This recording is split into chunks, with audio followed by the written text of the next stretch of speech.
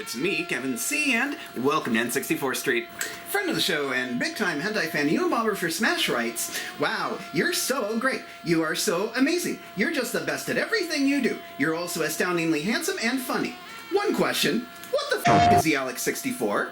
Show what you got. There was a trend in the late 90s as arcades started dying that hardware based on mainstream game consoles started becoming a popular idea. The most famous example of this is almost certainly the Dreamcast-flavored Naomi and Thomas Wave, but there was also the PlayStation-adjacent Namco Systems 11 and 12 that powered such as Tekken, the Saturn-based Sega STV, and the one we're going to look at today, the Sega.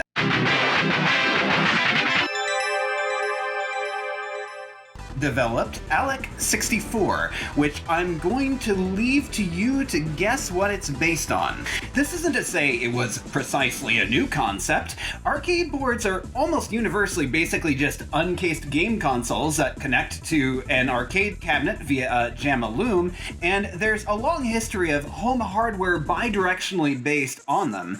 The genesis was essentially a cost-reduced System 16. Capcom's legendary CPS-1 had the hyper-rare CPS changer. The Jaguar had the Kojag, which you've probably experienced in Area 51 or Maximum Force form, and the Neo Geo AES was literally cased arcade hardware for the big ballers who could afford it. Even the Amiga had an arcade board variant, the Arcadia.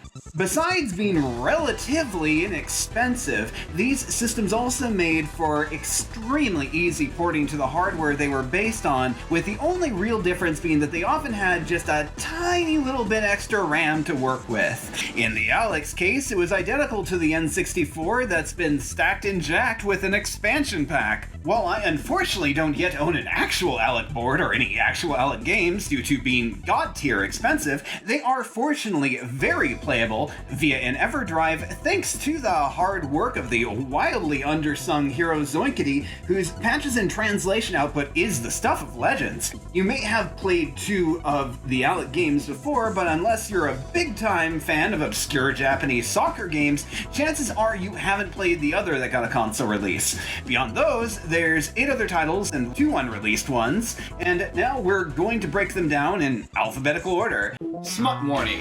A few games on this list are a bit smutty, especially the last one, but I'm going to do my best to keep things relatively safe for work, unless you work in a nunnery or whatever. Starting off with the obscure Japanese soccer game, this technically isn't the same game as 11B 1997, but you'd be hard-pressed to find too many notable differences beyond the home version being a licensed J-League title. You get a choice between tournament mode or friend rematch, and beyond that, it's basically just cartoonish-looking soccer. It plays well and is definitely plenty of fun, but I can't imagine it's anyone's favorite. Give the Japanese card version a try if you're interested. It's very affordable and probably pretty darn fun with an actual human opponent. Hanami de Gun Danshin Puzzle is a puzzle game, believe it or don't, but a pretty unique one. The basic gameplay is close enough to other competitive puzzlers like Pyo Pyo or Baku Baku, but there's a twist you've almost certainly already noticed. There is a slot machine element that decides your next pieces, which certainly keeps things interesting. Of all the games on the list, this is probably the one I was most pleasantly surprised by. Don't go out of your way to try it unless you're instantly interested upon seeing it, but it's pretty good and a mild recommend to all you puzzle heads out there. Heat Pie Paradise. Oh boy, it's Mahjong! Considering the 11 title library, assuredly it must be the only one. This is the first game on the list to be a bit on the smut side, as it's one of the approximately 782 million strip Mahjong games that have been released in Japan. Anyway, it's Mahjong, which, if you're unfamiliar, could be loosely described as 14 card stud. While I'm actually pretty familiar with Mahjong thanks to Yakuza and having once been a hoary teenager with a complete MAME ROM set, I can't actually show you the goods because it's an arcade game that expects an arcade Mahjong controller, which doesn't exactly exist for a retail N64. Heat Pie Paradise Shu Onsen ni Ikoyo. Oh boy! Mahjong! Again! Yes, He Pie Paradise is apparently successful enough to spawn a sequel, and this is that. Can't play it either. Moving on. Fiba. You'd be forgiven for thinking this is part of the Kururin franchise, but no. It's yet another puzzle 'em up with a name consisting of a two-syllable Japanese onomatopoeia. Kuru means spinning, by the way, and that's exactly what you'll do in this Mash 4 game. Not just the pieces, but the playfield too. As you likely do not need to be told, this is a competitive puzzler with a primary objective of dumping garbage on your opponent until they suffocate and die. It's fine, and I definitely love the art style. Also, that's not a booby game, but I can't imagine this is any puzzle freak's favorite. Magical Tetris Challenge, featuring Mickey.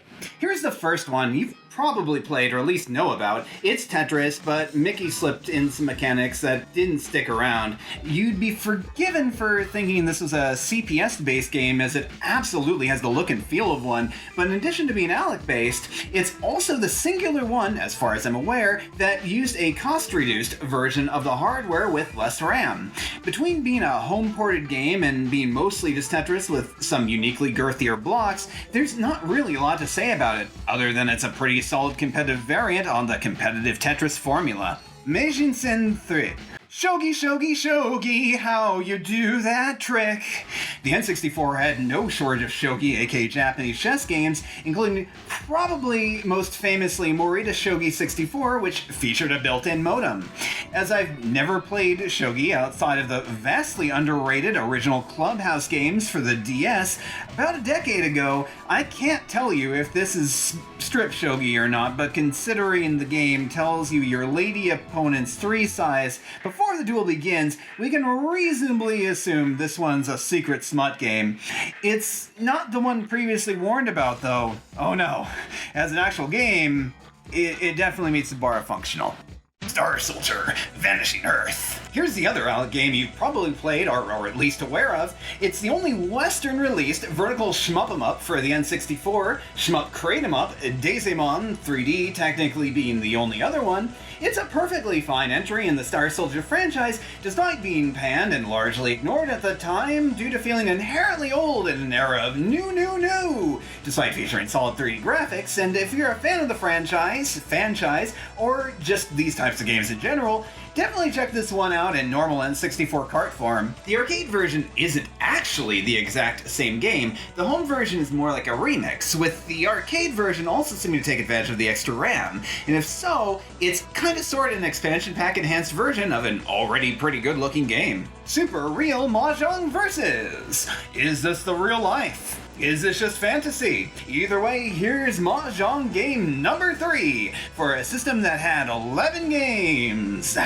Would you believe me if I told you that it's also Mommy Milker's Mahjong? Super Real Mahjong is part of a very long-running Sega series, having come to just about every platform, including a super-duper rare Neo Geo Pocket Color version. As with He Pie, which might actually be pronounced Hi Pie, I'm genuinely not sure. Hi Pie! It's unplayable due to the whole Mahjong controller thing, but I'm sure it's nevertheless a totally titillating titty title. Tower and Shaft. We're talking about Shaft. And Tower 2! The title might make you think this one's the real smut fest of this lot, but no. It's what I can best describe as a vertical endless runner, or endless platformer, more accurately, starring indie ripoff Aleck Bordon. Your job is to time your powered-up jumps to not plummet to your death in tower mode and drop down as the ceiling lowers in shaft mode. This one actually did get a home release, kind of, in expanded GBA form. It also has a pair of predecessors in NS Tower and NS Shaft for the Mac, which you can see here captured directly from a G3 tower. Vivid Dolls. Oh yeah, baby, here comes the smut.